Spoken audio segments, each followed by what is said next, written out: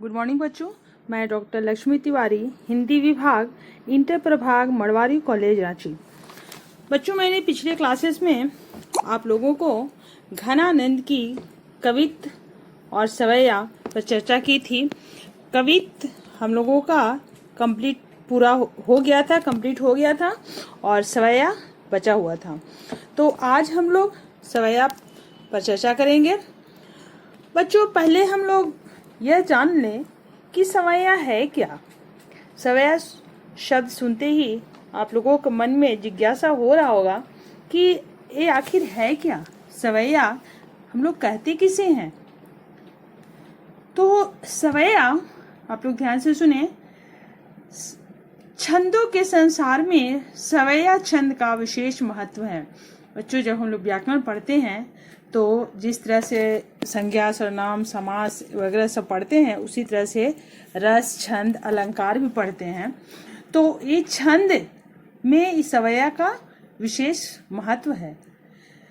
हमारे कवि तुलसीदास, रसखान और नरोत्तम दास जैसे अनेक कवियों ने कोमल भावों की सरस और मधुर अभिव्यक्ति के लिए इस छंद का मनोहारी सृजन किया है। सवैया छंद की गति किसी सरिता की लहरों जैसी होती है, जिनके साथ पाठक बहता चला जाता है। यानी कवि जब रचना करता है तो वे उसमें बहते चला जाता है अपने भाव में। उसे पता ही नहीं चलता है कि बहते बहते कब वह सागर की अनंत गहराई में उतर गया। इसलिए यह छंद जनमानस में अति लोकप्रिय है। तो हम लोग अब सवैया की पंक्तियां को देखते हैं। सवैया की पंक्तियां हैं, तब तो छवि पीवत जीवत है। बच्चे, आप लोगों के पास यदि पुस्तक हो तो निकाल करके पंक्तियां को देखें। अब तो छवि पीवत जीवत है, अब सोचन लोचन जात है जरे। हित तोष के तोषु सु प्राण पले, विललात महा दुख दोष भरे। घन आनंद मित सुजान बिना, सभी सुख साज समाज टरे। तब हार पहाड़ से लागत है, अब आने के बीच पहाड़ पे। यहाँ इन पंक्तियों में अर्थात उपयुक्त पंक्तियों में घनानंद कहते हैं कि पहले तो अपनी प्रियतमा को शोभा का अमृतपान करते हुए जीवित रहते थे, अर्थात अपनी प्राण प्यारी का दर्शन लाभ हमें होता रहता था और हम आनंद का अनुभव करके जीवित रहते थे। किंतु अब उसका दर्शन न होने से, उसके बारे में सोचते रहने से हमारे नयन जले जाते हैं। विरहाग्नि में यानी विरह की आग में हमारे आंख जलते रहते हैं। पहले प्रिया की हित रूपी संतोष से संतुष्ट होकर, तोष का मतलब होता है बच्चे संतोष, संतुष्ट होकर ये प्राण पलते थे। हमारे प्राण पहले संतुष्ट रहते थे, अपनी प्रेयसी की नजदीकी के कारण आनंदित रहते थे, किंतु अब उसके वियोग में, विरहाग्नि में जलते रहने के कारण बिलख बिलख कर अत्यंत दुख पा रहे हैं। घनानंद कहते हैं कि मेरी मित्र सुजान बिना सुख के सभी साजो सामान हट गए हैं, दूर हो गए हैं। पहले तो हार प्रहार के समान लगते थे, किंतु अब तो प्रिया और हमारे बीच ऐसा लगता है कि पहाड़ आकर खड़े हो गए हैं। जैसे कि लास्ट पंक्तियां हैं, तब हार पहाड़ से लागत है, अब आनी के बीच पहाड़ परे। कवि कहते हैं कि पहाड़ के एक छोर पर हमारी सुजान है और दूसरी तरफ पर हम हैं। दोनों का मिलन नहीं हो पाता और हम अपनी प्रेयसी के वियोग में तड़पते रहते हैं। आगे की पंक्तियां हैं, बच्चे देखें। पूरन प्रेम की मंत्र महापन जा मधि सोधी सुधारी है लेखियो। लेखियो मतलब निहारना, देखना। ताहि के चारु चरित्र विचित्र यानी यो पच के रची राख भी सेखियो।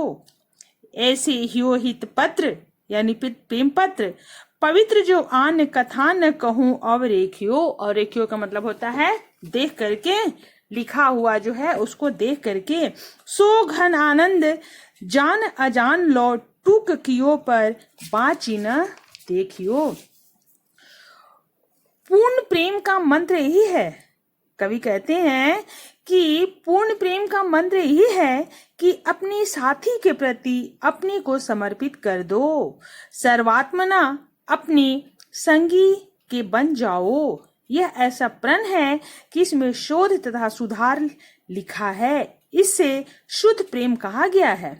अपनी प्रिया के विचित्र सुंदर चरित्रों का, लीलाओं का, उसकी चेष्टाओं का दर्शन करके, वर्णन करके, उन्हें पचाकर अपने अंदर समाहित करके और मनुष्य विशेष रूप का दर्शन कर लेता है। मेरी प्रिया सुजान के हृदय जैसा पवित्र प्रेम पत्र मैंने कहीं भी नहीं देखा है। आगे कवि कहता है कि उसका जैसा सुंदर सरस हृदय पर जैसा प्रेम पत्र लिखा जा सकता है वैसा मुझे दूसरी जगह नजर नहीं आता। घनानंद कहते हैं कि मेरी प्रिया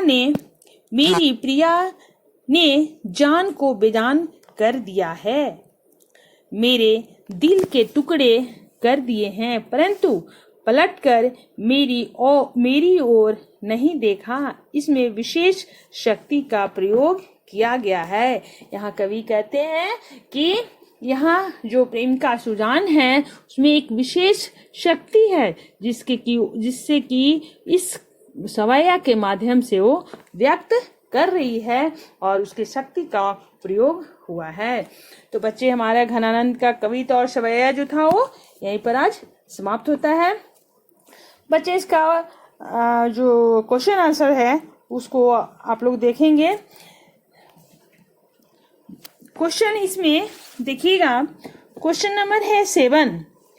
जिनके पास बुक होगा देखिएगा।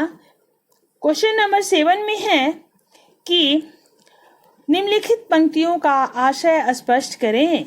बच्चे, आशय का मतलब होता है अर्थ, और उसी से मिलता जुलता एक और नीचे क्वेश्चन कभी कभी आप लोग देखिएगा, एग्जाम वगैरह में भी आता है कि निम्नलिखित पंक्तियों का सप्रसंग व्याख्या करें। ये दोनों ही प्रश्न में बच्चों अंतर देखा गया है। पहला जो हम प्रश्न बोले उसमें अर्थ पूछा गया, जो पंक्तियां दी हुई रहेंगी उसका अर्थ बताना है, और दूसरा जो हम बोले उसका संदर्भ सहित व्याख्या यानी सप्रसंग व्याख्या, दोनों का अलग अलग से उत्तर लिखना है। तो पहला जो हम बोले जो क्वेश्चन नंबर 7 है उसमें है कि आशय यानी उस पंक्ति का केवल अर्थ लिखना है, और जो जहां सप्रसंग व्याख्या का चर्चा किया हुआ रहेगा यानी प्रश्न पूछा जाएगा कि सप्रसंग व्याख्या कीजिए, तो सप्रसंग व्याख्या करने में बच्चों हम लोग ये देखते हैं कि जो पंक्तियां दी हुई हैं वो किस कविता का है, इसके कवि कौन है, किसके संदर्भ में लिखा गया है, इसका क्या उद्देश्य है, ये सारी चीजों का वर्णन करना पड़ता है, सारी प्रश्न का उत्तर देना पड़ता है, तभी हमारा पूरा उत्तर तैयार होता है। यानी सप्रसंग व्याख्या सभ्य उसका उत्तर पूरा लिखा जा सकता है। सप्रसंग व्याख्या में यही होता है। तो बच्चों, समझ में आ गया कि आशय का मतलब क्या हुआ और सप्रसंग दोनों दो तरह से क्वेश्चन पूछा जाता है। तो इस पर आप लोग ध्यान देंगे। और आज बस हम लोग यही समाप्त करते हैं, फिर अगले क्लास में। धन्यवाद।